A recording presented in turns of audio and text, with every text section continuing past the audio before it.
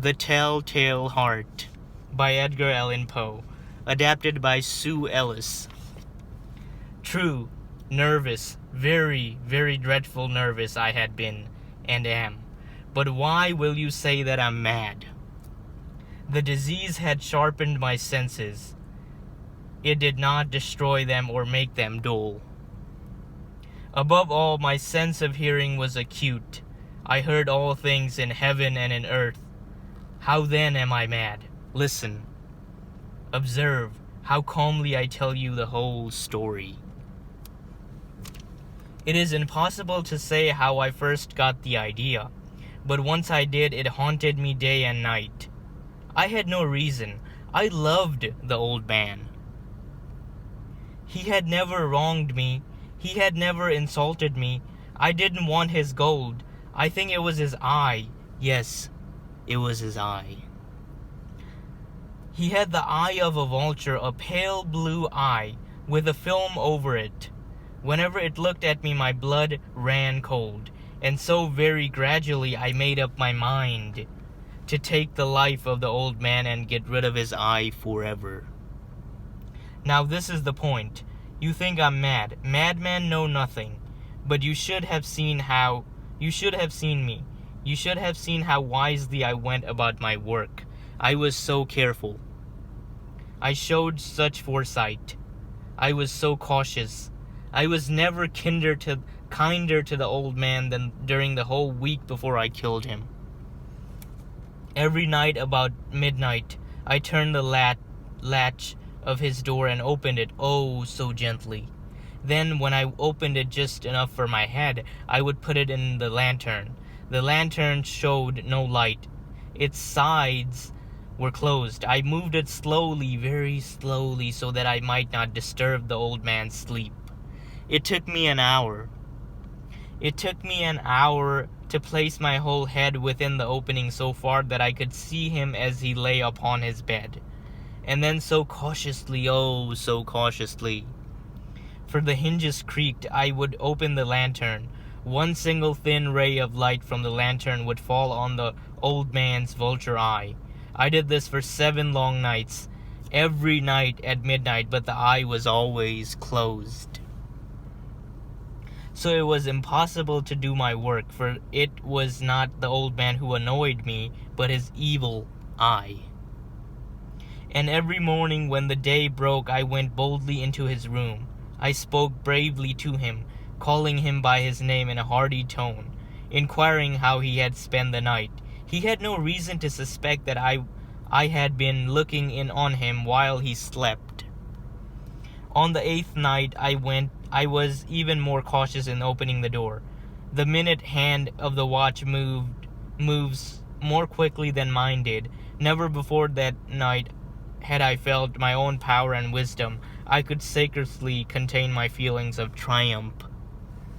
There I was, opening the door little by little, and he was not aware of me. Perhaps he had heard me, for he moved on the bed, suddenly as if startled. Now you think that I drew back, but no. His room was as black as pitch with thick darkness, for the shutters were closed through the fear of robberies. So I knew that he could not see the door opening, and I kept pushing it steadily, once again. I had my head in and was about to open the lantern when my thumb slipped on the side of the lantern, and the old man sprang up in the bed, crying out, "Who's there?" I kept quiet still and said nothing. For a whole hour I did not move a muscle. In the meantime, I did not hear him lie down. He was sitting up in the bed listening. Presently I heard a slight groan, and I knew it was groan of a mortal terror.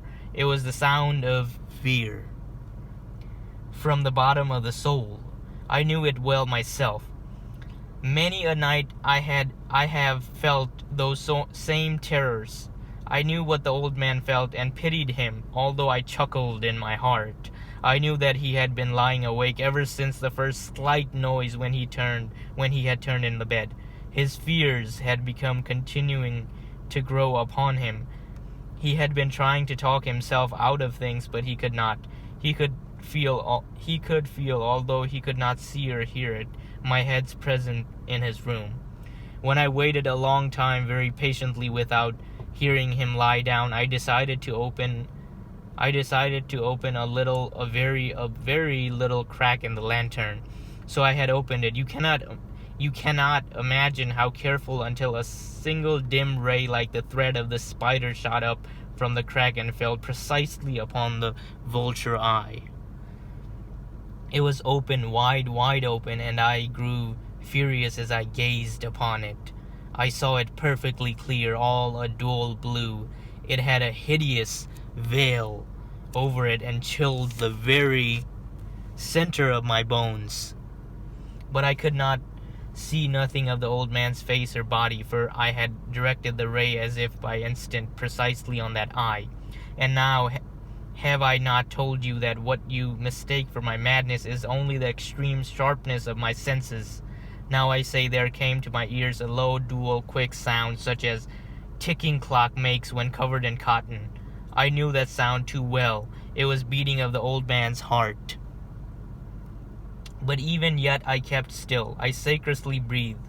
I held the lantern motionless. I tried to see how steadily I can keep the ray upon the eye. Meanwhile, the awful drumming of the heart increased. It grew quicker and quicker and louder every instant. The old man's terror must have been extreme. It grew louder, I say louder every moment. Do you hear me as well?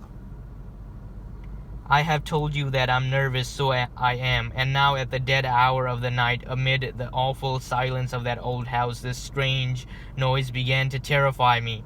Yet for some minutes longer I stood still, but the beating grew louder and louder. I thought the heart must burst.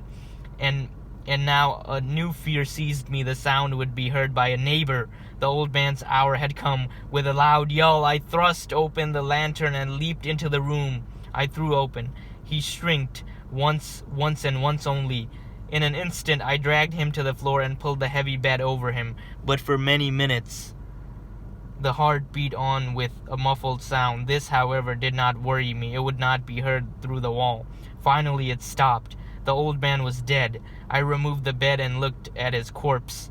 Yes, he was stone dead. I placed my hand upon the heart and held it there for many minutes. There was no beating. He was stone dead. His eye would trouble me no more. If you still think me mad, you will think so no longer when I describe how I hid the body.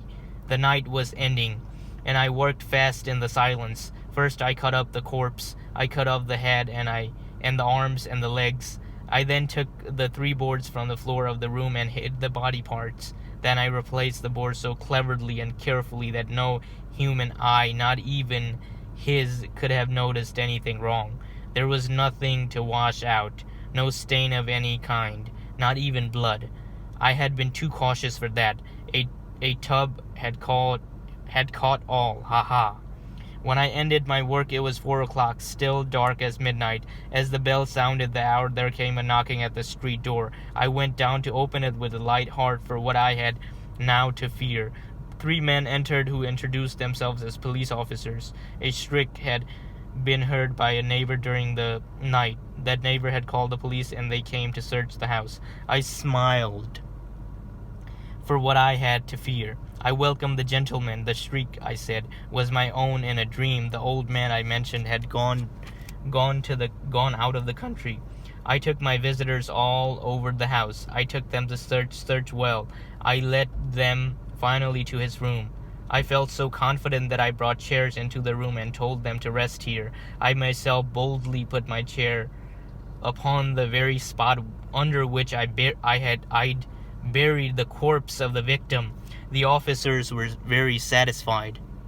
My manner had convinced them. I was totally at ease. They sat, and while I answered cheerfully, they chattered. But soon as I felt myself getting pale and wished they were gone, my head ached and I had ringing in my ears. But still they came. They sat and still chattered.